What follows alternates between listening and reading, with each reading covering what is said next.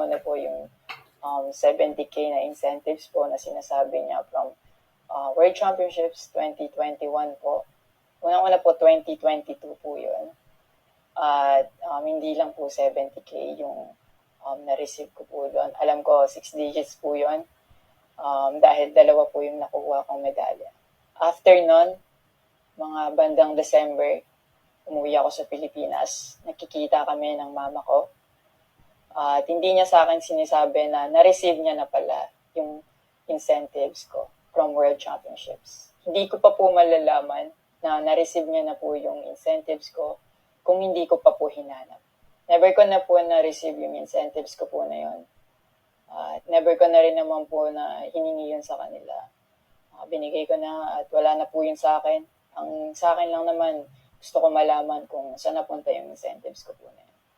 Yung principal po kasi dito wala po sa liit o laki ng amount po na incentives po na ginalaw niya, kundi po sa pagtago at paggalaw niya nang wala ko pong consent, yung pinapoint ko po sa kanya. At yung about sa red flag daw po si Chloe na sinabi ng mama ko, hinusgahan niya po agad si Chloe sa pananamit at sa pag-acto po niya. Magkaiba po ng pinalakihan. Unang-una, lumaki si Chloe sa Australia at ayun yung nakagisnay niyang culture. At ibang-iba po talaga sa Pilipinas kung paano tayo gumalaw, magsalita o manamit po. At yung about po sa yung mauubos po yung anak ko, nasabi po ng mama ko. Unang-una po si Chloe po may sarili po siyang income. Lahat po ng nakikita niyong gamit o yung pag-travel niya kung saan-saan po. Galing po yun sa pinagpaguran niya po. At bakit naman po ako mauubos? Kaya nga po nang sinabi ko, si Chloe po may sarili po siyang income. And lahat po ng bank account ko po nasa mama ko po. At may mga instances po talaga na si Chloe po yung sumasagot sa akin. Bukod sa incentives po, nasa kanya din kasi yung bank account ko sa monthly allowances sa pag-gymnastics ko. And nung nakuha ko na yung bank account ko po na yun, doon ko po nalaman na inuubos niyo po yung laman nun. And nasa akin po yung mga bank statement ng withdrawal po na ginagawa niya po. Sabi niya pa nagsimula daw yung hindi namin pagkakaintindihan dahil kay Chloe daw po. Opo, totoo po yun. Dahil ever since unang-una pa lang, ayaw niya na kay Chloe kahit hindi niya pa po nakikita or nakikilala in person. And mas nagkalabuan po kami nung naglagay po ako ng boundaries sa relationship ko. Kasi pinaglaban ko po si Chloe dahil gusto ko po siya. Yung about sa training camp na kinikwento niya na si Chloe dapat wala na daw doon, sabi ng former coach ko pagdating ng dalawang magti-training camp doon. Usually, kapag magti-training camp kami, palaging naka-hotel. And miscommunicated yun na doon pala sila sa akin na mag-i-stay. Hindi rin totoo na pagpunta nila doon, nung dalawang bata, dapat wala na si Chloe kasi sabay-sabay silang pumunta doon. Actually, nagulat pa yung former coach ko kasi nandun si Chloe. Minelcome naman namin sila talaga.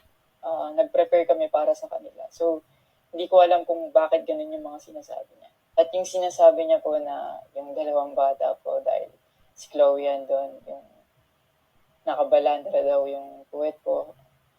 Bilang nakakatandang kapatid po, bilang boyfriend ni Chloe po, at bilang ate at kuya po, kami po like, aalagaan po namin sila. Hindi namin po gagawin yung mga iniisip niya na gano'n. Ang dumi niya mag-isip at hindi appropriate yun para sa akin at disrespectful yun actually sa akin and kay Chloe po. And yung sinasabi niya na so dapat wala daw pong outsider or guest po doon sa apartment ko po.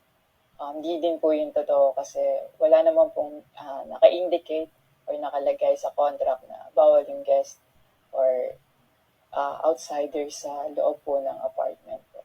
And actually, invited po siya, si Chloe, ng former coach ko from Japan, nung SEA Games pa lang po sa Vietnam. So, sinabihan kami na invite mo na lang si Chloe sa Japan and doon kayo mag-hangout. Sabi niya pa na feeling niya daw nilalayo ako ni Chloe sa kanila. Unang-una po yun, months before nun, kasi uuwi ako parang 3 days yun. sinabihan ko na sila na mag-i-spend time ako kay Chloe. Nagpunta kami sa Baguio. Sinama ko si Chloe. Nag-spend time kami. Nakikipaghalubilo naman po kami. Hindi naman ako nilalayo ni Chloe. Actually, pumunta pa kami sa Pangasinan. Like, po kami doon. Parang meet and greet. Yeah. Tapos after nun, nagpunta tayo ng Baguio. And then, ikaw pa nga nagkaya na yung sa bike. Because we didn't know what to do Yeah. after nung kumain. Because they were like, oh, what do we do? I was like, oh, let's go sa Burnham Park.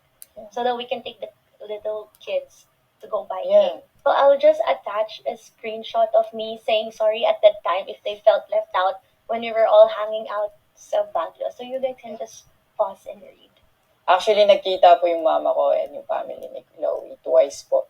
And then, yun, nag-usap po sila. In the last resort, my family made a group chat Yeah. na kasama everybody involved because my family wanted to address kung ano yung issues ni mom mo towards me. Yeah, kasi marami na siyang pinapost. Yeah, madami na siyang pinapost. And even though my family knew na madami na siyang pinapost, my family still welcomed them, treated them with respect, and with no judgment na pinaringgan nila yung side ng mom mo, what she had to say about me and our relationship. And then, after the group chat, she left. Yeah. Your mom left. And wala siyang narinig anything from my family. May recent interview po kayo na kinakongratulate niyo po ako. Kung genuine po talaga kayo, maraming salamat po. Ina-acknowledge ko po yung pagka-congratulate niyo sa akin. Pero nagpa-flashback pa rin po talaga yung masasakit yung sinabi sa akin at yung mga hindi nyo pag-wish well sa akin. Like, tumatatak po yan sa akin talaga. Ang message ko po sa inyo na mag-heal kayo, mag-move on, at napatawad ko na kayo long time ago po. Pinagpipray ko na maging safe kayo palagi at nasa maayos kayong kalagayan dyan lahat. Tigilan na po natin to at i-celebrate na lang po natin yung mga ginawa po ng paghihirap, pagsasakripisyo ng bawat atleta ng Pilipina dito sa Olympics.